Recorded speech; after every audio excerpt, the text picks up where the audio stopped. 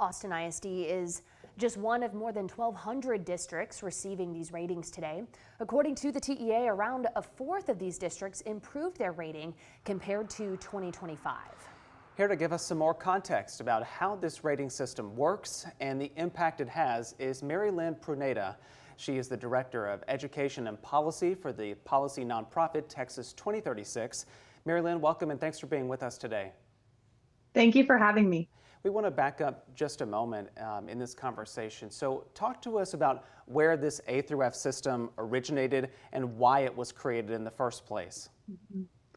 Well, Texas has had a long history with school accountability. The first accountability system in this state was actually passed by Democratic Governor Ann Richards in 1993.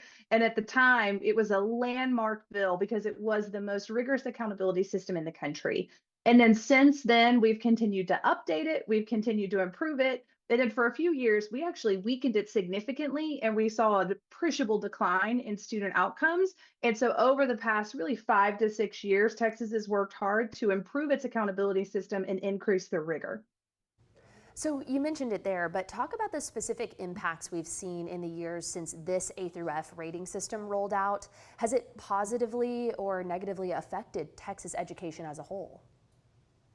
My argument is that it's been positive. And I think one of the best examples of that is what just happened in Spring ISD. And so Spring ISD had a high school that was trending towards 5 years of low performance. And at that 5th year, that means that the state has to take a series of interventions.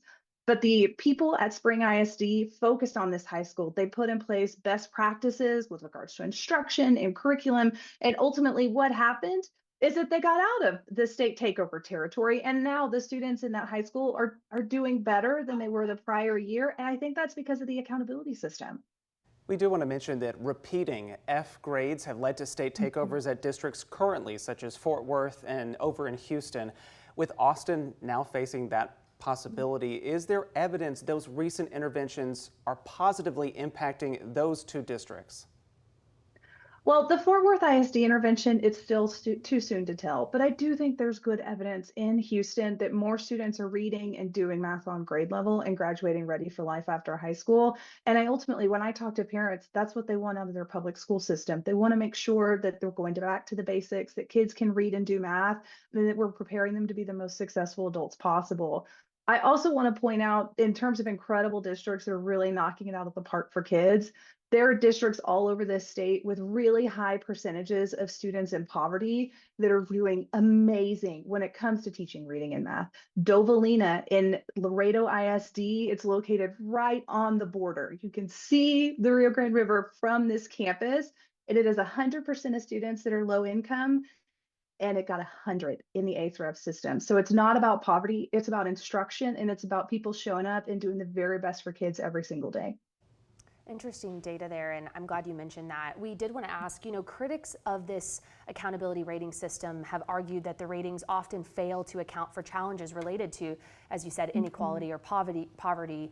So do you think that is a problem? If so, are there reforms needed to address maybe areas where those challenges aren't being factored in? Well, I think I come from a different perspective. So I'm one of the people in this state that studies accountability systems nationwide. I travel the country and I talk to people that have put in place other accountability systems, particularly in southern states like Louisiana and Tennessee.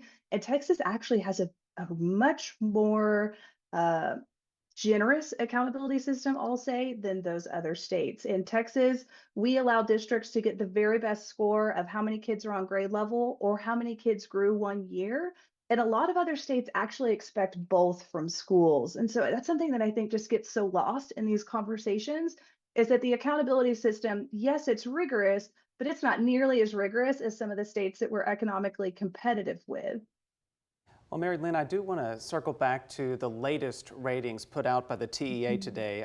You all there at Texas 2036 dug into some of these outcomes across the state. And what would you say are the biggest takeaways that stick out to you? Well, I think there's been good news because 24% of our campuses saw an improvement in their accountability score this year. That means that 1 out of 4 campuses in this state are serving students better and getting more students to read and do math on grade level. And then overall, 85% of campuses either held their last year rating or they improved. That also tells me that there's stability in the system and that we're not seeing just a really rapid movement down. So I think there's a lot of good news, but I think we've got a lot more that we need to do to continue to serve kids well at a state while we can celebrate these accountability ratings, because we do have a more generous system. We have a lot of districts that are getting A's and B's, but still only half of kids can read on grade level. So we've got to get down to the individual student level and continue to make sure that more kids can master those very basic skills. For people who aren't familiar with Texas 2036, we'll note y'all's mission is to help Texans make policy decisions in the long term, specifically looking ahead to the state's bicentennial. So talk to us about any long-term education reforms or changes to this system or otherwise, and then any short-term changes folks should brace for with the upcoming legislative session. So I think when it comes to what are some things that Texas can do to continue to serve its students and hopefully be the national leader in public education, I think it really comes down to high school. And I think it means 2 things. It means getting students ready for college. And so working with our high school teachers to make sure that students have all of the academic skills that they need to succeed in college from day one without having to take remedial courses. About half of students that enter college in this state, when they go to a community college, need to take some kind of remedial course. They have to pay for that. They have to take out student loans. And so there's a lot more that we can do to improve our college going pathways. But then also on career, I think the trades and the skilled trades in particular continue to be a pillar of the Texas economic growth. And so we have to think about ways that we can offer better career exploration in our high schools. And then when it comes to the legislative session, I think we're going to continue to see Texas double down on what data says works for students. Texas, to its credit, has done a really good job of focusing that in the past few years. And I think we're just going to continue along those lines. And again, ultimately go back to, and I sound redundant because this is what the system is about, getting kids to read and do math on grade level. Well, Mary Lynn, we look forward to bringing you back sometime, hopefully next year, to talk about the legislative session and what reforms might come up there. But that, again, is Mary Lynn Pruneda with Texas 2036. Thanks again for being with us today. We appreciate it. Thanks, y'all.